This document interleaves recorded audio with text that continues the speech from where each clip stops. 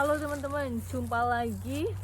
Saya akan membahas tantangan-tantangan apa saja yang harus dihadapi kalau kamu tuh nikah sama bule, gitu ya. Jadi kalau kalian tidak bisa menghadapi atau kalian sudah merasa aku kayaknya nggak bisa deh ngadepin kayak gitu, saya sarankan jangan pernah berpikiran atau nggak usah kamu punya pemikiran aku pengen nikah sama bule. Maksudnya orang dari negara manapun, gak harus bule. Mungkin dia dari Turki, mungkin dia dari Jepang, atau mungkin dia orang Cina.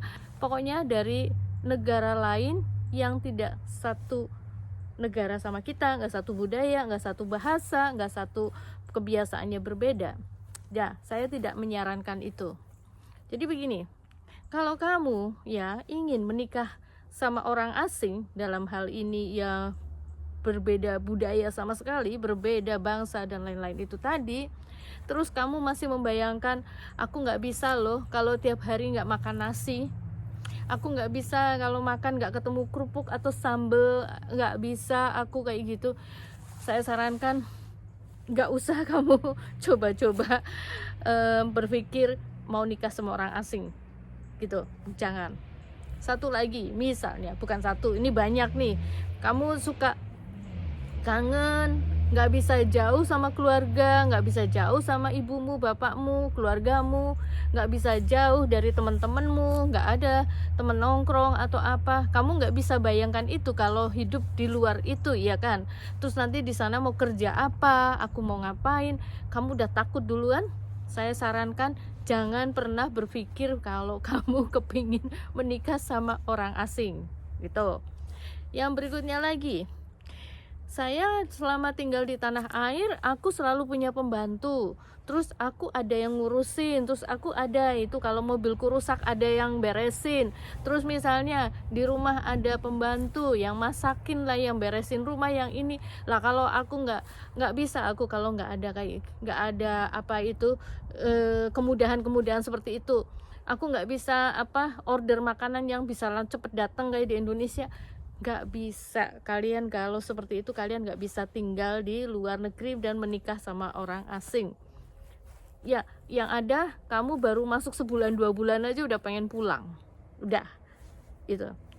Lagi, terus kamu bilang gak bisa kalau gak ada teman, aku begini, kamu susah beradaptasi lah intinya. Saya susah membayangkannya. Kamu tuh orang yang susah adaptasi. Itu nggak bisa juga teman-teman, tuh nggak bisa. Kalau kamu tinggal di negara orang, kamu harus adaptasi. Nggak cuma kayak sekarang nih, aku tuh tangannya pas kesini tuh bukan mau bergaya ya teman-teman, dingin. Saya tuh pengen bikin video di luar tuh karena dingin, makanya tangannya saya masukin saku. Udah pakai sarung tangan masih dingin. Oke, biar nggak bosen. Kemudian apa lagi? Apa sih istilahnya kalau di Indonesia yang nggak suka kemana-mana, nggak suka ngeliat tempat baru, nggak pengen tahu keadaan di tempat lain, pokoknya orang yang mager. Oke, istilahnya di Indonesia mager ya, orang yang mager. Kayaknya kamu juga nggak bisa kalau tinggal di negara orang, kayaknya kamu nggak akan betah. Seandainya betah pun cuman ya dapat sebulan 2 bulan itu tadi, atau malah mungkin cuman seminggu, udah sengsara banget ya.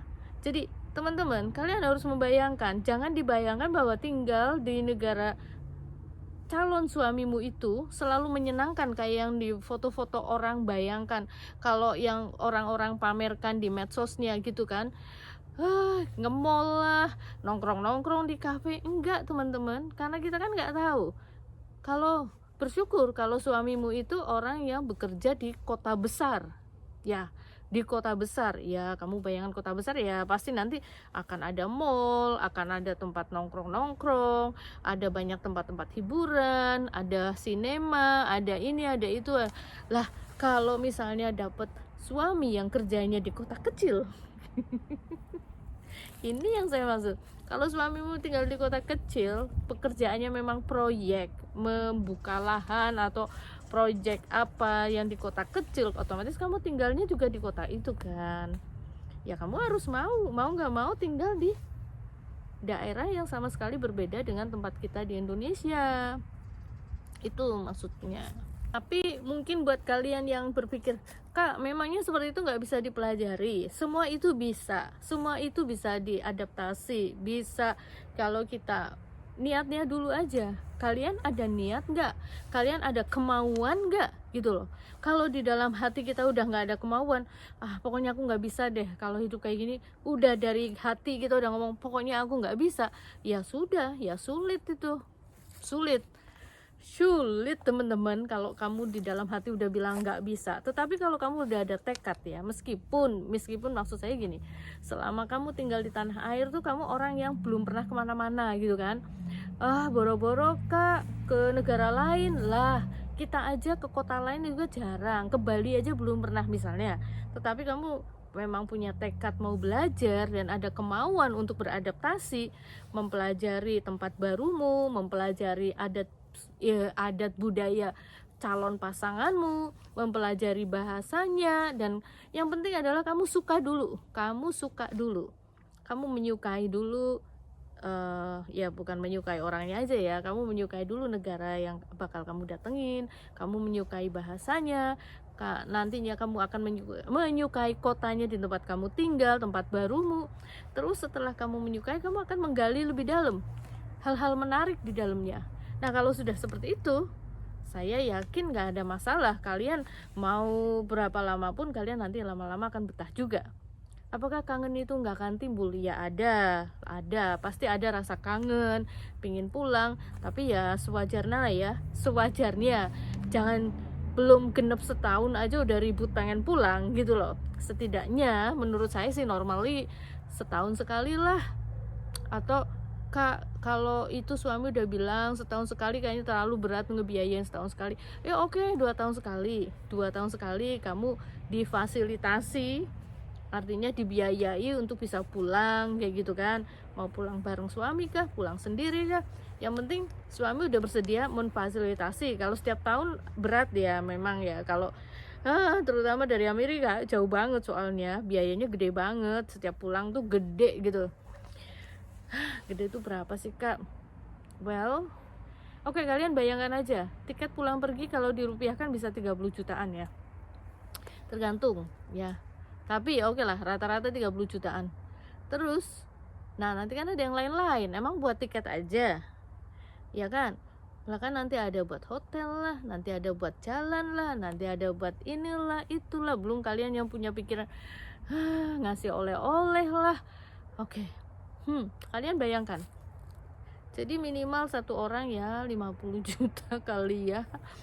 Belum kalau pulang berdua sama suami bisa sampai ya 100 juta kali, bahkan nggak sedikit gitu. Makanya itulah, kalau kamu tinggal di negara yang jauh dari tanah air, nggak bisa, belum tentu loh teman-teman, kan nggak semua suami mampu membiayai, memfasilitasi kita tiap tahun pulang. Kamu juga harus tahu itu, tahu diri juga ya. Kalau suamimu mampu, dari punya tabungan atau pekerjaannya bagus, memang ya udah dia bilang mampu, oke, nggak masalah, kamu bisa pulang setahun sekali atau malah setahun 2 kali, ya good for you ya, bersyukur menurut saya. Karena pada umumnya setahun sekali aja udah bagus, itu menurut saya sih, pengalaman saya dan para teman-teman ibu-ibu yang pada tinggal di sini. Ada loh teman-teman yang udah 5 tahun tinggal di Amerika belum bisa pulang ya, tapi saya kan nggak berani nanya kenapa, apakah nggak ada biaya, apa karena nggak boleh, ya nggak tahu juga gitu kan. Tapi kalian harus tahu, nggak semuanya seperti yang kalian lihat di medsos orang yang kawin sama orang asing atau kawin sama bule menyenangkan, nggak semua seperti itu.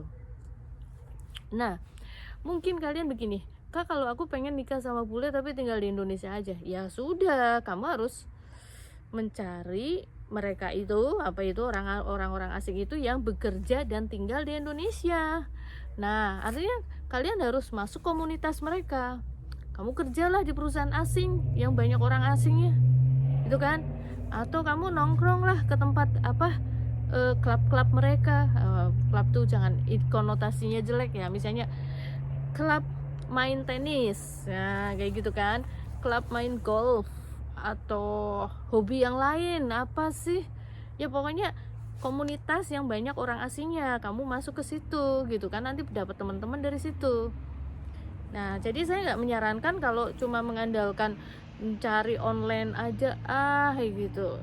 Ya ada tapi 1001 gitu ya. Ya mungkin bisa kamu dapatkan, tapi ya itu tadi banyak scammernya. Kalian harus pinter-pinter dan kalian harus tahu jangan sampai ketemu sama scammer. Kalau ketemu scammer langsung blok gitu. Saya udah banyak bahas di video-video lain ya. Oke teman-teman, seperti kayaknya itu aja. Paham ya maksud saya? Jadi tidak seindah atau semudah atau sesederhana itu menikah sama bule itu wah asik hidupnya. No way, no. Jadi banyak banget tantangannya. Oke, kalau kalian ada pertanyaan silahkan tulis di kolom komen. Nanti kalau ada yang saya jawab, saya buatkan videonya buat kalian. Kalau itu bagus untuk kita bahas buat biar teman-teman yang lain juga sekalian mendapatkan jawabannya. Sampai ketemu lagi. God bless you all.